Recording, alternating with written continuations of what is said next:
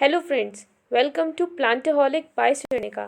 और आज हम पढ़ेंगे ह्यूमन टीथ के बारे में और डेंटल कैरीज के बारे में। लास्ट टाइम हमने टॉपिक जो डिस्कस किया था वो था human digestive system. I hope आपको वो वीडियो पसंद आई होगी। सबसे पहले मैं आपको ह्यूमन टीथ के बारे में कुछ बातें बता देती हूँ। जैसे कि आपको पता होगा कि हमें अपनी लाइफ में दो सेट्स देखने को मिलते हैं टीथ के। सबसे पहले बचपन में जो हमारे टेम्पररी टीथ होते हैं, जिनको मिल्क टीथ भी बोला जाता है, और हिंदी में अगर बोलूँ तो दूध के दांत जो हमारे होते हैं, which are usually 20 in number, 10 in each jaw, upper jaw and the lower jaw. उसके बाद आप देखोगे कि जब हम बड़े हो जाते हैं, जब हमारे सारे मिल्क टीथ फॉल कर जाते हैं, उसके बाद हमारे निकलते हैं परमानेंट टीथ। और अगर जब परमानेंट टीथ को कोई डैमेज हो जाता है तो उसके बाद हमारे टीथ नहीं निकलते, फिर हमें वो आर्टिफिशियल टीथ को ही हम क्या कर सकते हैं, लगवा सकते हैं। उसके बाद परमानेंट टीथ जो होते हैं उसके बाद हमारे टीथ ग्रो नहीं करते। तो जो परमानेंट टीथ होते हैं दे आर 28 इन नंबर, अगर आप उसमें विजडम टीथ को इंक्लूड ना करो, क्योंकि सारे जो 28 परमानेंट टीथ होते हैं उनके निकलने के बाद एट द एज ऑफ, जब आप अडल्ट हो जाते हैं ना, जब हम अडल्ट हो जाते हैं उसके बाद हमारे 4 विजडम टीथ और निकलते हैं। तो फिर जाकर हमारे जो सेट है परमानेंट टीथ का वो कंप्लीट 32 टीथ का हो जाता है, 16 इन each jaw, upper and the lower jaw. अब मैं आपको टीथ का क्लासिफिकेशन और बता देती हूँ कि कौन कौन से टाइप के टीथ हमारे पास होते हैं। सबसे पहले जो आप सबसे सामने जो टीथ देखते हैं, फोर जो टीथ देखते हैं आप, 4 अपर जॉ में और 4 लोअर जॉ में, वो होते हैं इन सीजर। क्योंकि ये टीथ बहुत शार्प होते हैं, लाइक सीजर की तरह, सीजर्स की तरह ये शार्प होते हैं, इसलिए इनको इंसीजर बोला जाता है। और ये मदद करते हैं फूड को बाइट करने में। उसके बाद साइड में हमारे पास 2 कैनाइन्स ऊपर होते हैं, यही इंसीजर्स के साइड में 2 कैनाइन्स ऊपर एंड 2 नीचे जॉ में, 2 अपर जॉ में और 2 नीचे जॉ में। ये हमारे शार्पेस्ट टीथ होते हैं, सबसे ज़्यादा शार्प होते हैं, और ये किसी भी चीज़ को टीयर करने में मदद करते हैं, किसी भी चीज़ को फाड़ने में मदद करते हैं।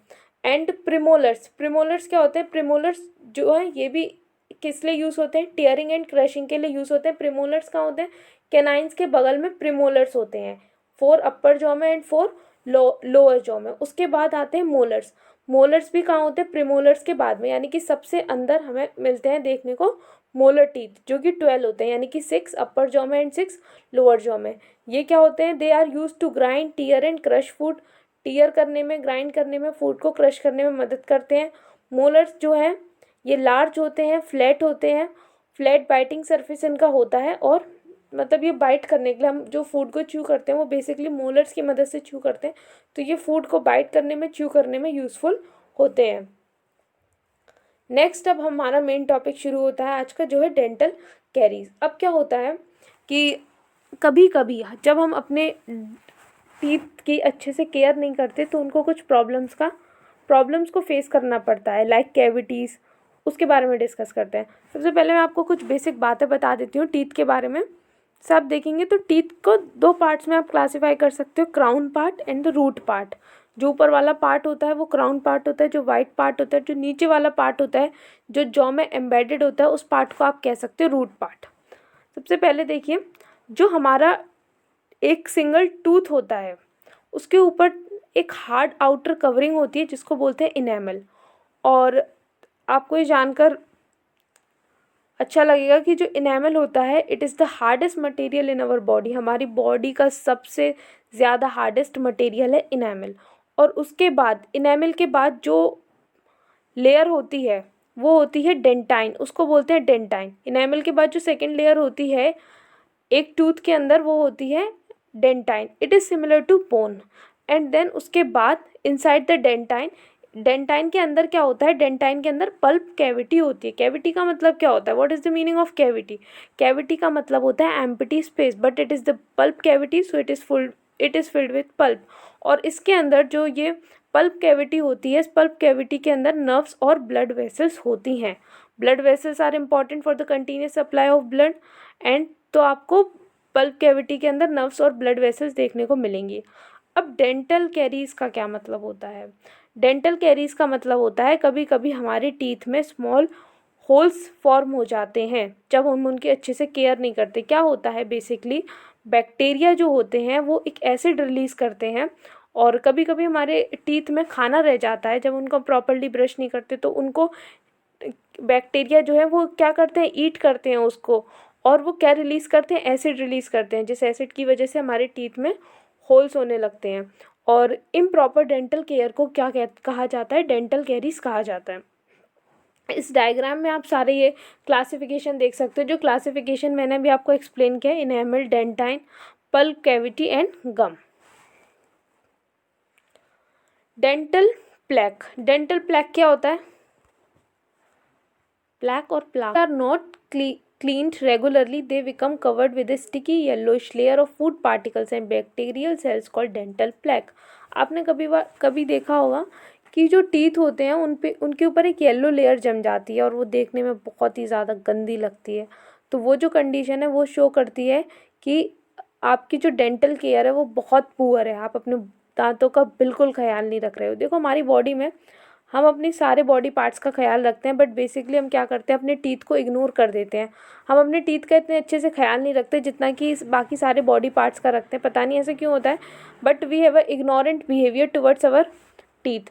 तो हमें ऐसा नहीं करना चाहिए, अपनी टीथ की प्रॉपरली केयर करनी चाहिए। तो मैं अब आते हैं डेंटल प्लाक के बारे में। मैं क्या कह रही थी कि हमारे टीथ के ऊपर क्या होता है, एक स्टिकी लेयर, एक येलोइश लेयर फूड पार्टिकल और बैक्टीरिया की जम जाती है, कवर कर देती है टीथ को जब हम उनकी प्रॉपरली केयर नहीं करते, उसी को डेंटल प्लाक कहा जाता है। अब prevention of tooth decay, tooth decay को हमेशा कहा जाता है prevention is better than cure. आप डेंटिस्ट के पास जाओगे, वो आपके टीथ को निकालेगा, बहुत ज़्यादा पेन होगा, और इससे बेटर है कि हम अपने टीथ की केयर करें। तो क्या करना है, हमको अपने टीथ को ब्रश करना है ट्वाइस अ डे, और रेगुलरली करना है, और प्रॉपर टाइमिंग होनी चाहिए ब्रशिंग की। हमें सॉफ्ट ब्रश का यूज़ करना चाहिए, and change it with in the 3 months after use, और यूज़ के बाद उसको आफ्टर 3 मंथ्स क्या करना चाहिए, उसको चेंज कर लेना चाहिए। तो पहले क्या होता था, पहले के लोग नीम दातुन का यूज़ करते थे अपने टीथ के लिए, और एक ऑर्गेनिक चीज़ है और एक हर्बल चीज़ है, तो बहुत ही ज़्यादा अच्छी होती है। तो बेसिकली पहले क्या होता था, हम नेचर के बहुत ज़्यादा करीब रहते थे। अब हमने क्या हुआ, प्लांट्स को काट दिया, प्लांट्स तो हमने छोड़े नहीं। तो मैं भी उस पर मैंने एक बार सर्च कर रही थी, तो अब ये जो नीम दातुन होते हैं ये ऑनलाइन सेल किए जाते हैं। तो ये कितनी अजीब बात है ना, जो पहले जब हम नेचर के करीब थे, जब हम नेचर के साथ एक हारमोनी में रहते थे, तो सारी चीज़ें कितनी ईजी थी।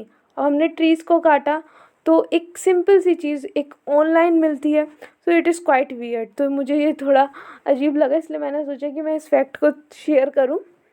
तो अब आपको क्या करना चाहिए, देखो अपने टीथ का ख्याल रखने के लिए आपको फ्लॉस ज़रूर करना चाहिए।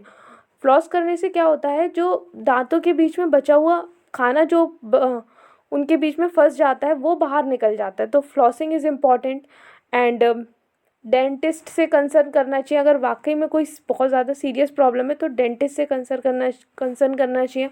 और अगर आपको कभी पेन होता है, और तो आपको क्या करना चाहिए, पेन अगर आपको हो रहा है तो आपको उस केस में आपको पेन की प्रॉब्लम होती है तो आपको कैल्शियम वाले फूड ज़्यादा लेने चाहिए। आपको अपनी डाइट में ऐसे फूड को बढ़ाना चाहिए जिसमें कैल्शियम हो, जैसे हमारे डाइटरी प्रोडक्ट्स हो गए, डेयरी प्रोडक्ट्स हो गए which are rich in calcium. तो डेयरी प्रोडक्ट्स आपको ज़्यादा से ज़्यादा लेने चाहिए। दूध नहीं पीते बच्चे ज़्यादातर, तो दूध पीना चाहिए, और केले, ब्रोकली, ये सारी सब्जियां खानी चाहिए जिनमें जो कैल्शियम रिच होती हैं। और आप क्या कर सकते हैं, एक ऑयल पुलिंग मेथड होता है। ऑयल पुलिंग मेथड जैसे कि आपने अपने घर में बड़ों से सुना होगा कि अगर आपको अपने टीथ में पेन हो रहा है तो आप वो करिए, तेल लेकर, जो तेल होता है सरसों का तेल, उसमें नमक मिलाकर आप उसको मलिए अपने दांतों पे। तो इसी को इंग्लिश में ऑयल पुलिंग कहा जाता है, and it is a scientific method. Oil pulling करने से यानी कि अपने टीथ को ऑयल और उससे नमक से साफ़ करने से काफ़ी अच्छा रहता है। It really helps. एंड तो यही है हमारा आज का टॉपिक, यही था हमारा आज का टॉपिक। आई होप आपको पसंद आया होगा, और for more such interesting information and videos, subscribe to this channel. Thank you.